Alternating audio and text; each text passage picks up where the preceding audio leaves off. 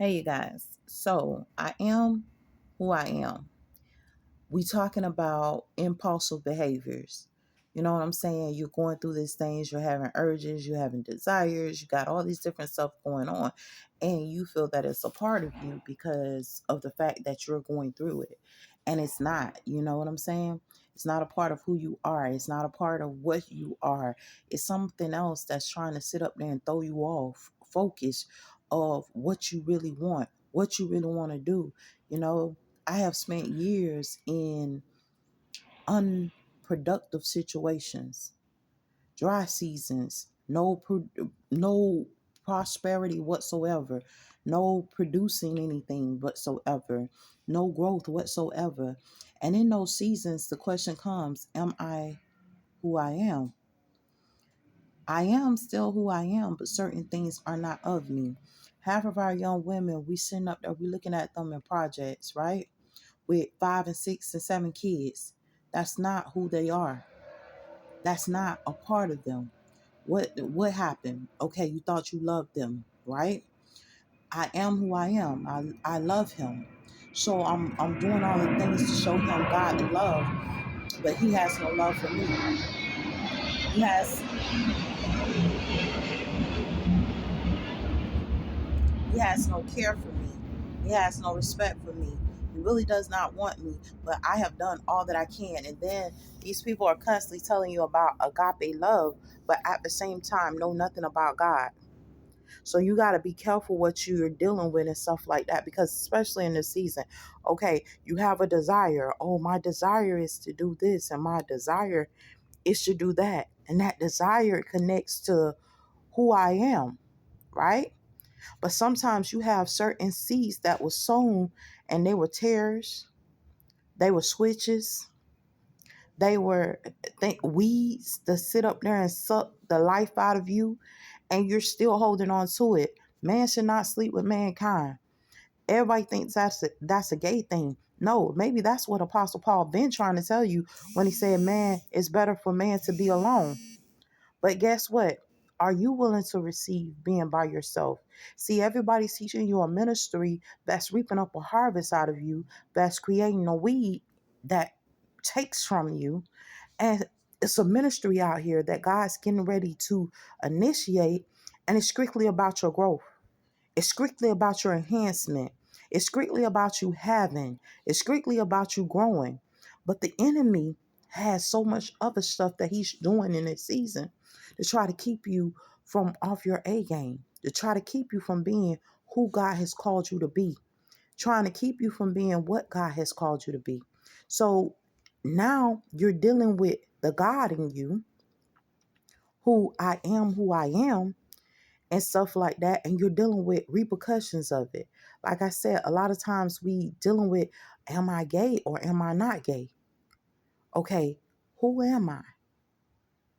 I am who I am. So if you're having those issues, you're more likely to lean towards, well, I may be gay, and I have to embrace that part of me. Some of this stuff that you're embracing is not a part of you. Some of this stuff is sent out to destroy you. Some of this stuff is sent out to sit up there and take from you.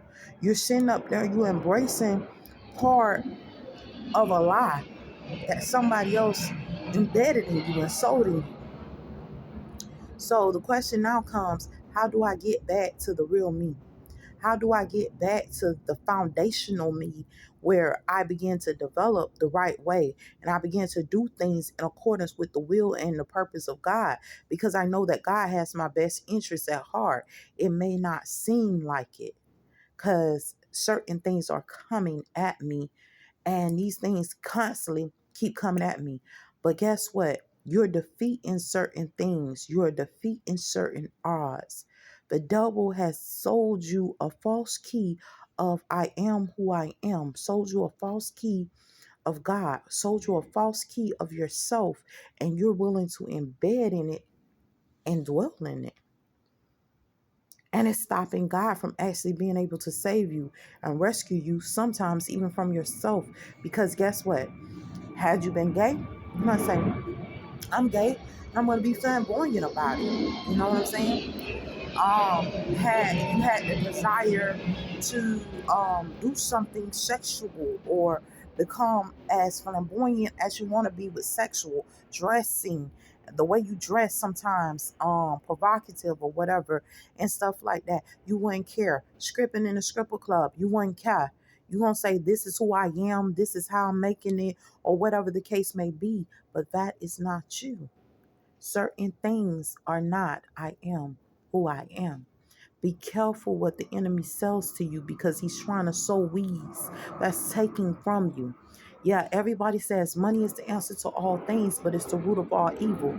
But at the same time, when you ain't got no money, life it get rough. You know what I'm saying? And you have to be willing to roll with the punches. Hey, my money ain't right. My money a little funny, but I'm doing the best that I can. It's hard on me, but I'm doing the best that I can. You never hear a story of a person saying, I am who I am, and holding to the scriptures without going through issues or going through problems. Problems going to come because the enemy has a plan for you to destroy you. The enemy might tell you, say, hey, you're a prostitute. And what a lot of men don't understand, you have desires for women, so you're running from woman to woman, devaluing yourself. That sounds like a weed to me. Men, that sounds like a weed to me. You're devaluing yourself, sleeping with all these different women. And guess what? The enemy already called you out as a prostitute. He called you out as an ungodly man, but you looking at yourself like a pimp and a player. But a whore and hoism is a pimp. So at the end of the day, you the same thing that you call a woman. You ain't no higher, no different, or anything like that. Only difference is you feel like you have charge, you feel like you have control, and you feel like that's who you are, and it's not. We really have to sit up here and start creating a positive identification for ourselves as a people. A positive identification. What this means is I am changing my life. So I got to sit up here and I got to change the way I think. I have to change the way I act. I have to bring everything in accordance with God and stuff like that to remove these slave shackles from me, to remove these slave shackles from my mind. I cannot tell you, it seems like to me it's more homosexuality going on and LGBT things going on. And I have nothing against them. I struggled, like I said, I struggled with these issues myself and stuff until I had to do an identification of who I am, what do I want to be. I remember a whole group of women, such as myself and other people in my community, we were attacked with these same issues. We were plagued with these same issues. And I was a child back then. I'm thankful that those women made it through. I'm thankful that I made it through, but realize that the enemy does not give up. We may have won out of that season. We may have won back to ourselves. We may have never won back to ourselves. We don't know that. But at the same time, we have to sit up here. We have to win out of the shackles. We have to win out of the chains. We have to win a whole new mind and programming ourselves in accordance with God because God has the right plan. Man should not sleep with mankind. How come every 5 minutes they trying to tell you to date somebody and stuff? Because that's a doorway. It's like a doorway drug. They tell you, say, okay, weed is a doorway drug, and next thing you know, you're on cocaine. Well, dating is a doorway drug. Next thing you know, you out there in prostitution. Know what you're dealing with. Know that there are other things other than just sexual stuff, sexual immorality that you're dealing with. Okay, maybe your doorway drug might be the fact they asking you to take a few things from work, or the fact that basically you're going through a hard time and you start taking small things from work. And now you're getting into bigger things. You're starting to steal and you're starting to be very, very strong with stealing. A lot of times they're not telling you this. Okay, people keep thriving at you, fighting with you, and stuff like that. At some point, you're going to be a killer. You know what I'm saying? Because it may start with you actually protecting yourself against some enemies. We can respect that. But at some point, Maybe the enemies might not be enemies because there's somebody trying to put you on payroll, some of anything. You got to know what we really dealing with when we sitting up here saying, I am who I am. And I'm going to be real with you. Certain things are not you. The enemy wants you to think you're stupid. You in school. You're working hard.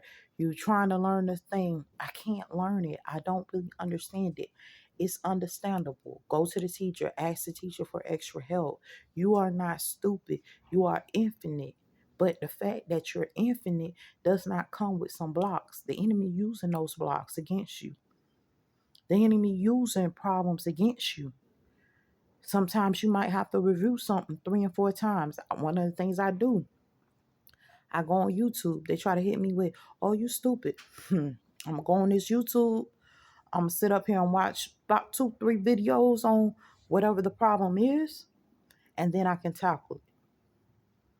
Don't ever let them try you like that. Talking about you're stupid, you're something that you're not, because you're so much more. We're dealing with a time of misidentification. Why are you going through so many different things about your identity? Your identity was stolen from you. They want to tell you a white person stole it from you. They want to tell you so-and-so stole it from you. Let's just deal with the script issue, the foundation. My identity was stolen from me.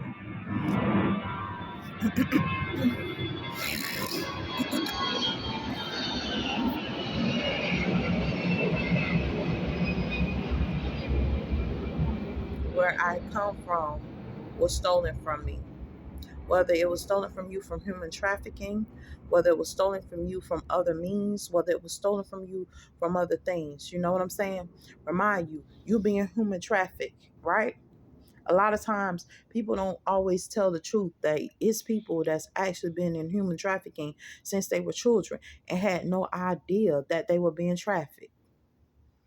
So basically, this is what it means, right? Okay, they want to deal with who's not connected with them. So a person may be human trafficking people and strong arming people direct, but you have human trafficking that has went on in the shadows for quite some time, and they have gotten away with that type of stuff.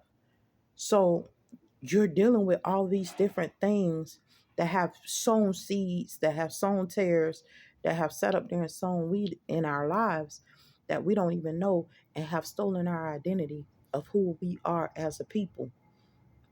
So biblically, we don't know who we are. You cannot tell a newborn baby who it is when it cannot talk, have lack of understanding, lack of anything, and you may not never get that chance to tell them how great they are, where their people come from. The fact that their people are builders, the fact that their people are people that actually was the original architects of some things. You may not never get that option to actually breed into them how they have to protect themselves and which forms of ways to protect themselves. You may not be able to give them with all the tools.